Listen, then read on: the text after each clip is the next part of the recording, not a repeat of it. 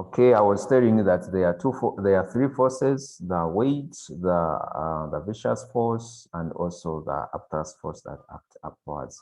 And then I've told you that initially the body is accelerating because the weight is greater than the sum of the upthrust force and the viscous force.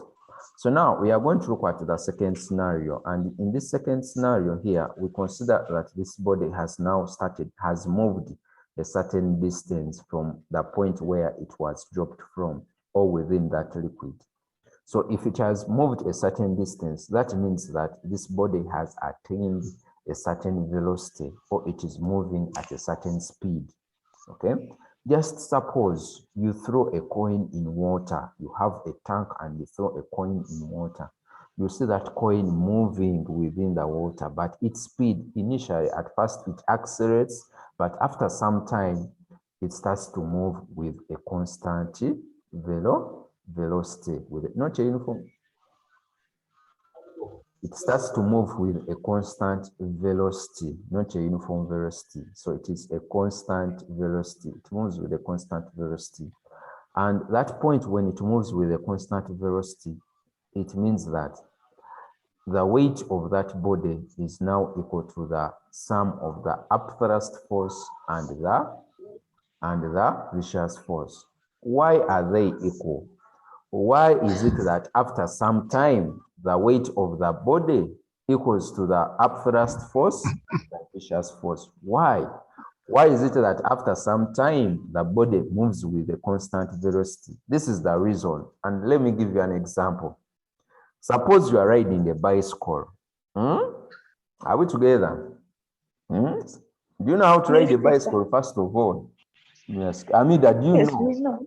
Yeah? No. Amida, you don't know. You need to learn, and by the way, since now you have grown up, you cannot use these ones for young ones which have got handles so you need to use these long ones, and then you get some serious fallings over and over again, and then you learn slowly by slowly. So now, if you know how to ride a bicycle, when you have just started riding like this, what do you feel? In terms of air, what do you feel? What do you feel when you have just started riding? Do you feel a lot of air striking you? Or does a lot of air come after some time when you have started moving at some certain speed, at a high speed? Let me ask. Neha? Yes, teacher. You know how to ride, isn't it? Yes. What do you feel when you have started riding the bicycle? Do you feel a lot of air? And you are even sweating. Do you sweat straight away? Yeah. Are you sure?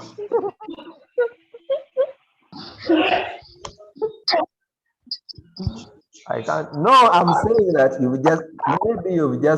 you've just woken up and maybe you say, let me ride. Not the things that maybe you are coming from somewhere and you have been running and then you say, now let me ride the bicycle. No. You've been sitting there and say, now let me ride. Do you start sweating straight away? No. Do you feel a lot of air beating you when you have just started riding? No, it's after some time. It comes after some time. So now when you feel a lot of air striking your body, it means that there is now a lot of friction that you are experiencing between you and the air. That's why you feel a lot of air. But when you have just started riding the bicycle at a low speed, you don't feel a lot of air. But the moment the speed increases, or you are now sloping down very fast, remember some of you, I know this girl here she's not around. So if you have started riding and you are sloping, maybe a hill, you find a lot of air striking you. Yes, not air, but air, a lot of air striking you. Because there is an increase in the friction force. So the more the speed increases, the more the friction force also does what? Increases. Are we together? Hmm? So when the body is moving in a fluid, when it is just moving a fluid, its speed is very low. But as it continues, its speed keeps on increasing. And the more the speed increases, also the viscous drag keeps on what? Increasing. Now together, the viscous drag keeps on increasing until the weight of the body now balances with the viscous drag and the upthrust what? And the upthrust force. Are we together? At that moment, when the weight balances with the sum of the viscous drag and the upthrust force, the body now starts to move with a constant speed. With a constant what? Speed or constant acceleration? I mean constant velocity. Velocity. Speed or constant velocity. And that type of velocity is what we call the terminal velocity. It is what we call the terminal velocity. So you should know this, that initially, let me open this other side, that initially, if the body is moving, then if this is how we are going to do the graph, time against the velocity. So if the body is moving, initially its velocity is at 0, but when it starts to move, its velocity keeps on increasing. The more it increases, then the weight of the body now balances with the viscous drag and the upthrust force. So at that point there, we have a constant velocity. And this constant velocity, which is here, the one which is here, from B to C, according to our diagram, I will show you from B to C according to our diagram. According to our diagram, from B to C, that kind of velocity which is here is what we call the Vt, or Vt, which is the terminal what? Terminal velocity. And someone will ask you, define terminal velocity. Terminal velocity is the maximum constant velocity, not uniform, but it is the maximum constant velocity a body attains when it is moving in a viscous fluid.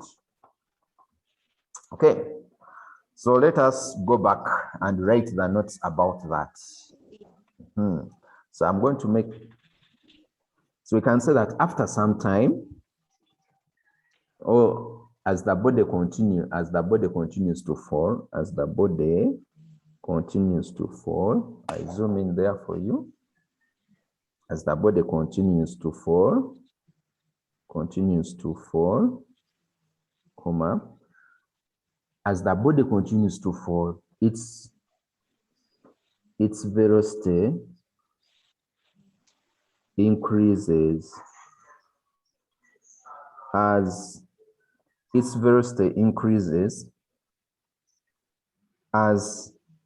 the viscous drag, as the viscous force also increases. Full stop. Then say at a certain point, comma, or at a certain instance, at a certain point, comma, the weight of the body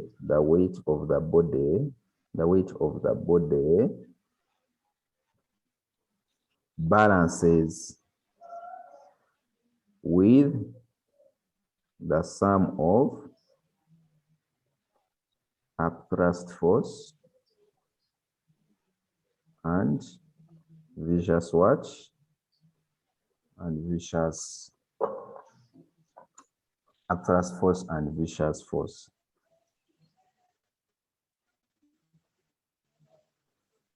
Okay? And you write that W here. You can't see what I'm writing. Let me zoom out. You write W equals to U plus V. Okay, that is the point.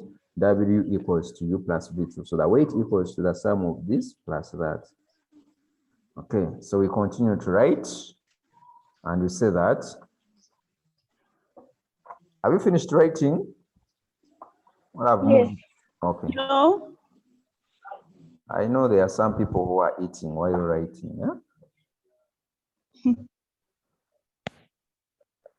So at a certain point, the weight of the body balances with the sum of the upthrust force and the viscous force. Okay. That's very important. And then we can go to the next part, and we say that the body now moves with the body. Right. Yes, you're right. The body begins to move with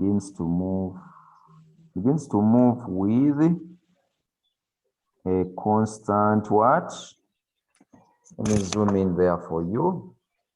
Begins to move with a constant velocity, known as terminal velocity. Constant velocity known as terminal velocity. Okay, that's terminal velocity. And what is terminal velocity? And we can define terminal velocity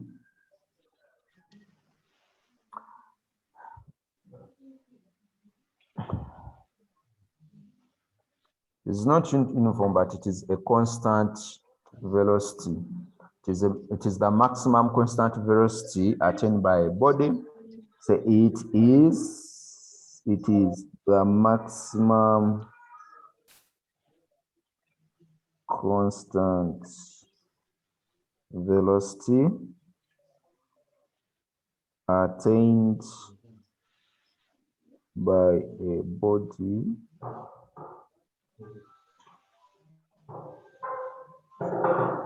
falling through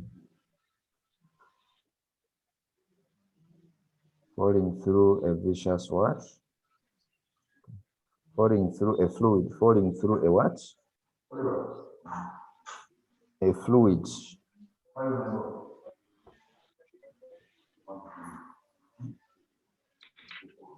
Okay.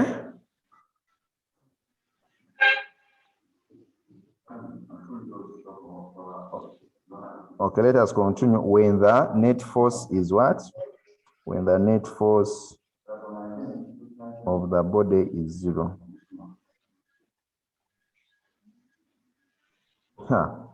Who can explain to me why the net force is 0? I have something here to send to you. You tell me, I send you mobile money right now.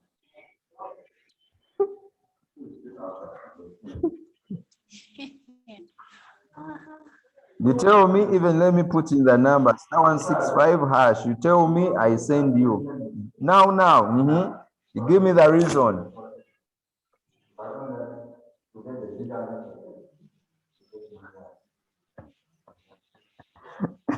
Amida.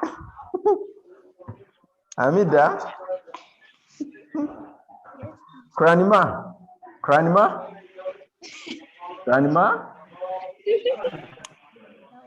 Okay.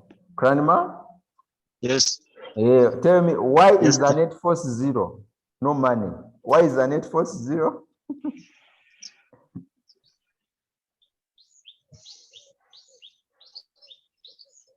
Okay. Who knows? Put up your hand in just 5 seconds. If you know that. Because they start counting from 0. Because? They start counting from 0. Why is it 0?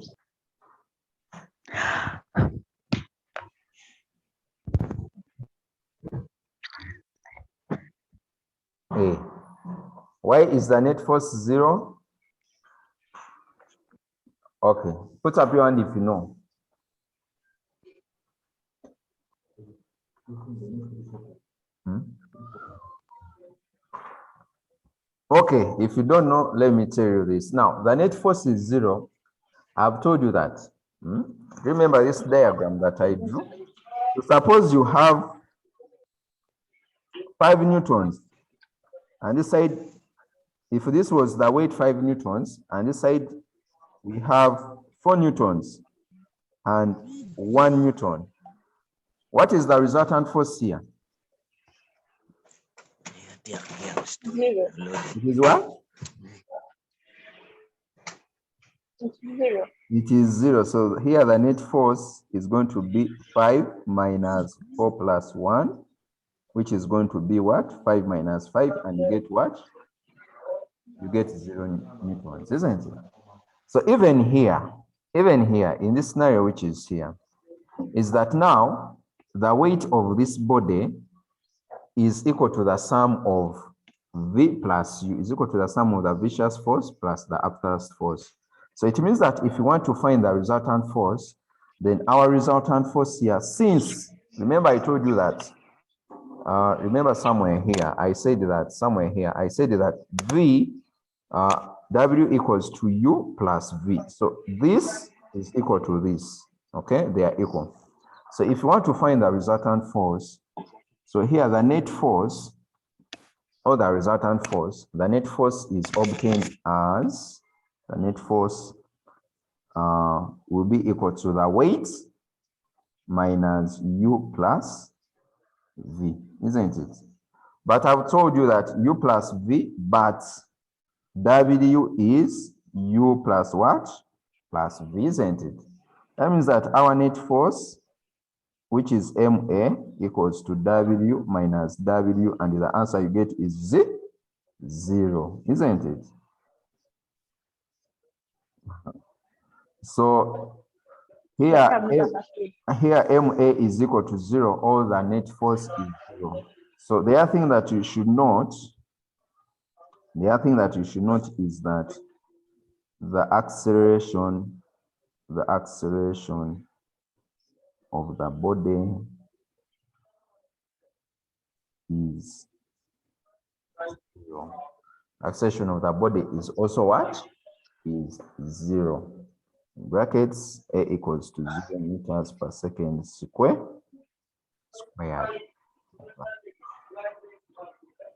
So anything that moves with a constant velocity, its acceleration is 0. Are we together? Yeah? Yes. Hey, its acceleration is 0. So afterwards, you draw the graph.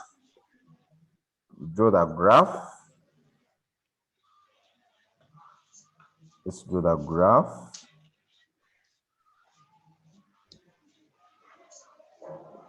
If you're watching TV while you're studying, you are doing nothing, okay?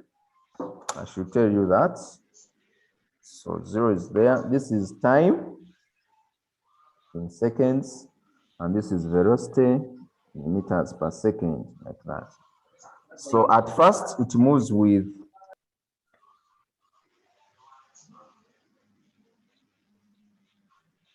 the velocity until it becomes constant. So here we have a constant velocity here. And this is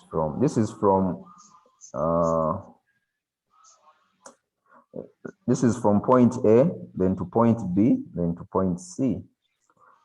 Okay. So this velocity here is what I call the VT. Let me zoom in there for you. VT. You can see VT very well there. And VT, where VT is the terminal. VT is the terminal velocity.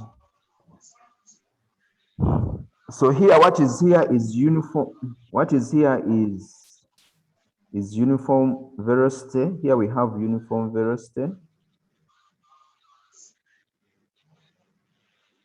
And here we have constant velocity. But that constant velocity is what we call the terminal what? The terminal velocity. Okay, good. Now it's time for us to watch something. Okay, there is also another graph of acceleration. A graph of acceleration against time. We should also draw it. Graph of acceleration against time.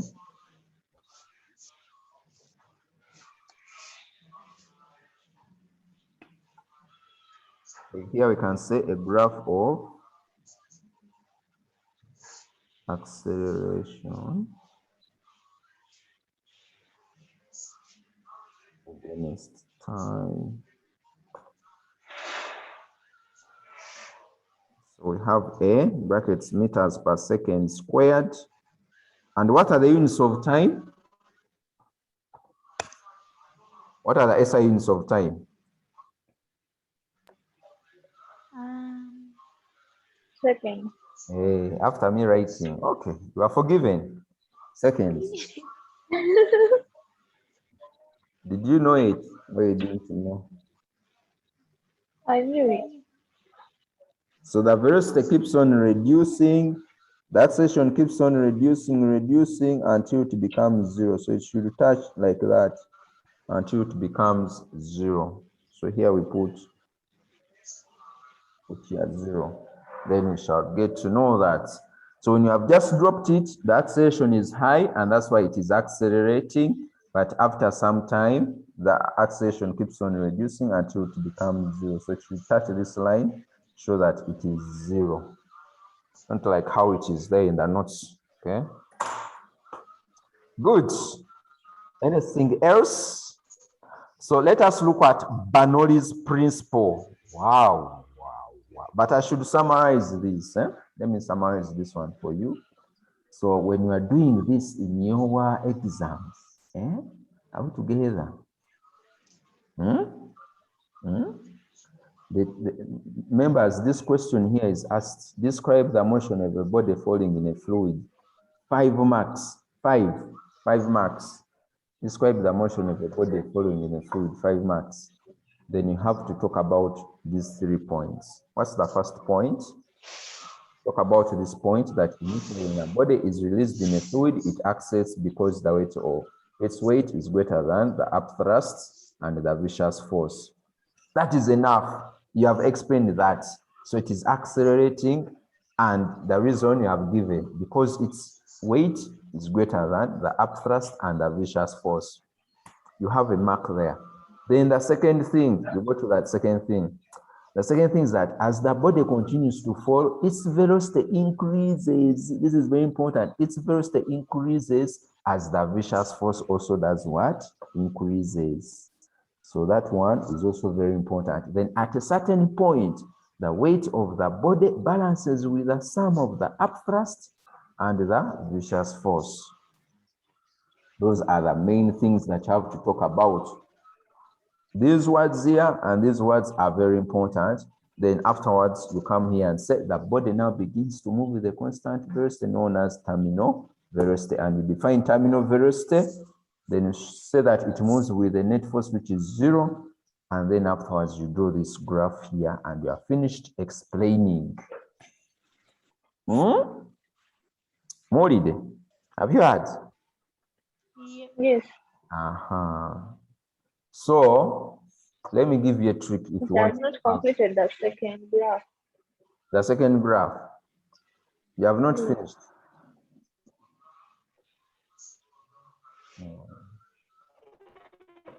So let me give you let me give you some tricks if you want to pass. Okay. So if you want to pass, what we have just studied right now, make a summary of it. Write a summary of it. Draw the diagram and write a summary of it somewhere or here. You write a summary here or here. And you note down those things very well. And then when you at night, you make a final summary in your summary book, like a piece of paper like that. And then you sleep with it and you revise it at night when you wake up at 3.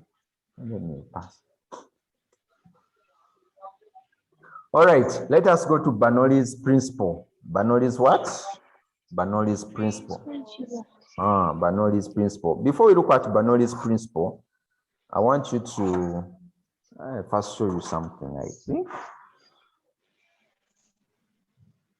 Okay.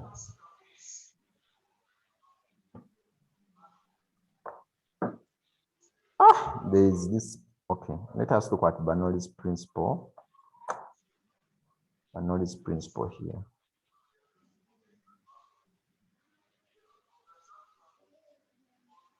I want you to listen to what this gentleman is going to say.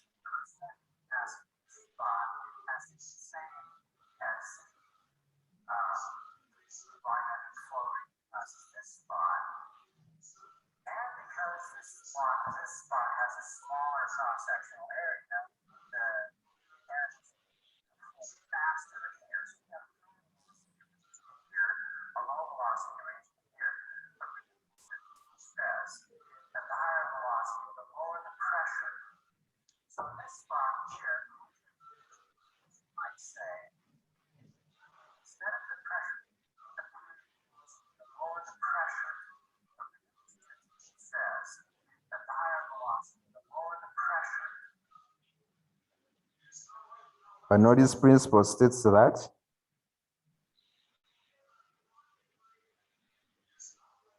members, are you there? Bernoulli's principle states that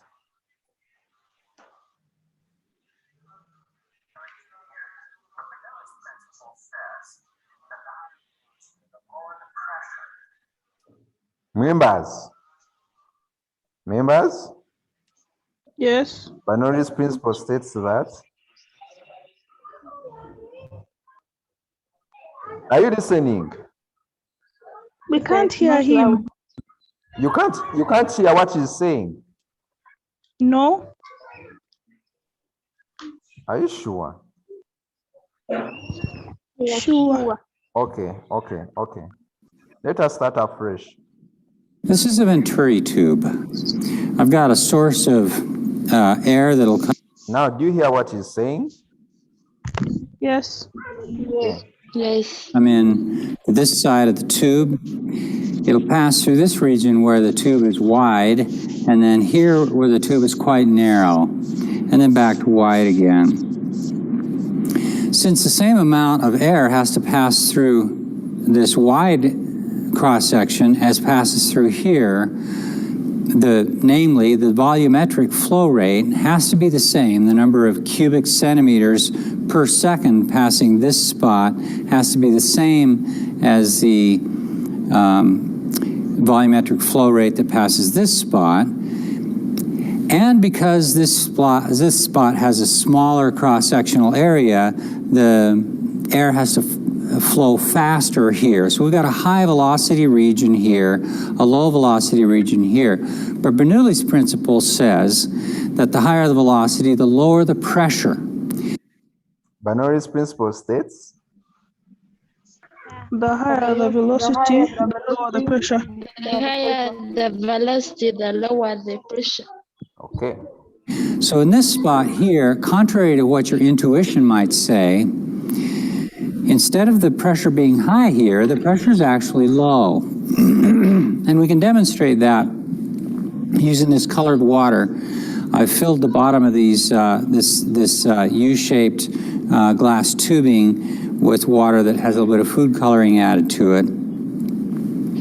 What you'll see is when we turn on the air, this column of water in the middle will rise because the pressure here is lower, it essentially acts as a suction for the water. So this one will rise higher than either of the other two.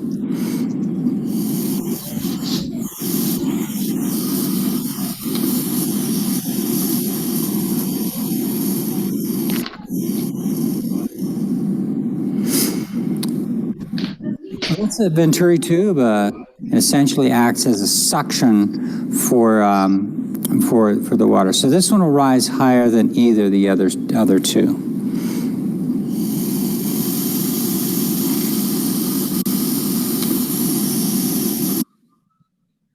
So now, at that point there,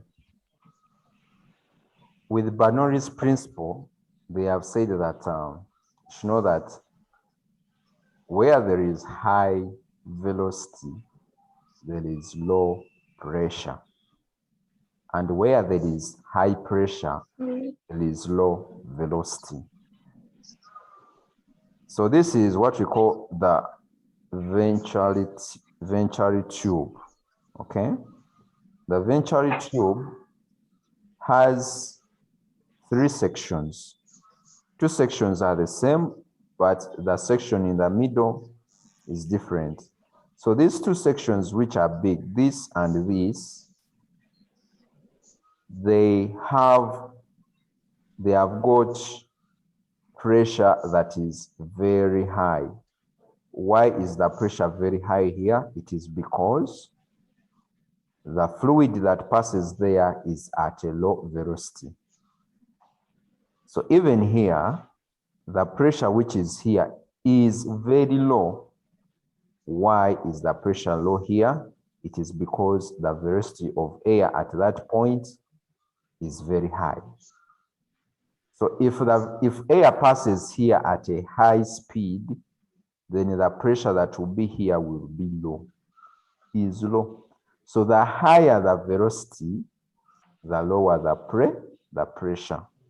So if the pressure is low and air is allowed to pass, that means that this liquid is going to rise. Why does it rise? It is because that this section here acts as a suction, or acts as, it's as if we are sucking air. It's as if air has been sucked out from this section here because of a low pressure.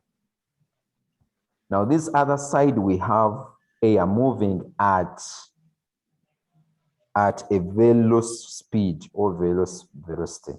So if the velocity is low, the pressure is high. And that's why the pressure of the air has compressed the liquid downwards. Even here, the pressure of the air has compressed the liquid where?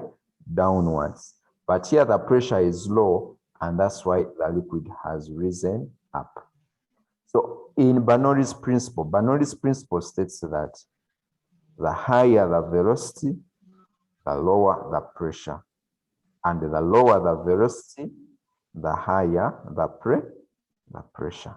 That is Bernoulli's principle. So when we go, let us go back to our notes and you see, I'm going to show you another video, but right now I have another lesson that I'm supposed to continue with.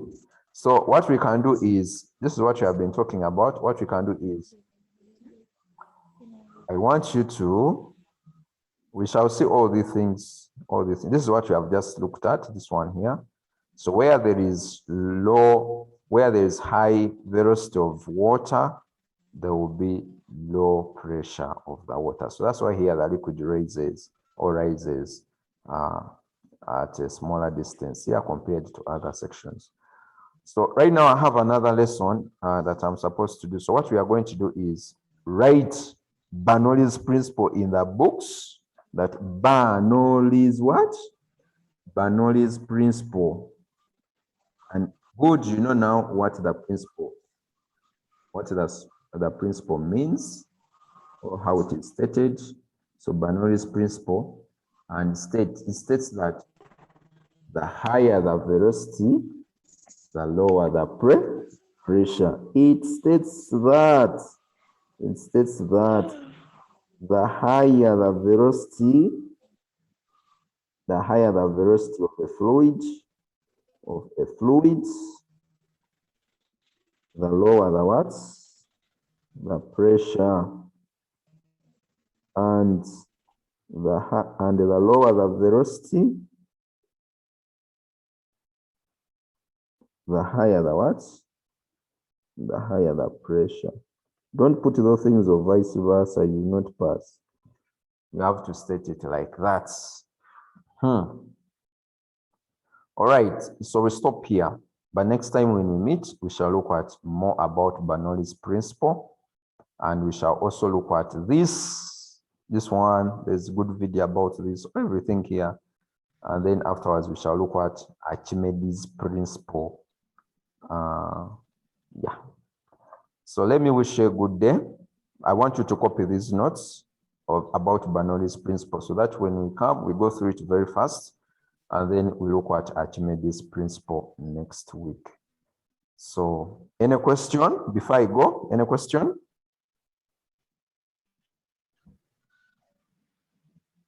Any question?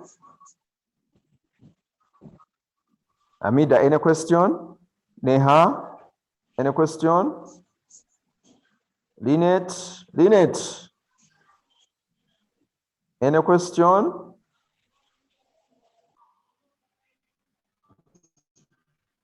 Okay, members, Yes. do you have Yes, any teacher. questions? Yes, teacher. Do you have any questions?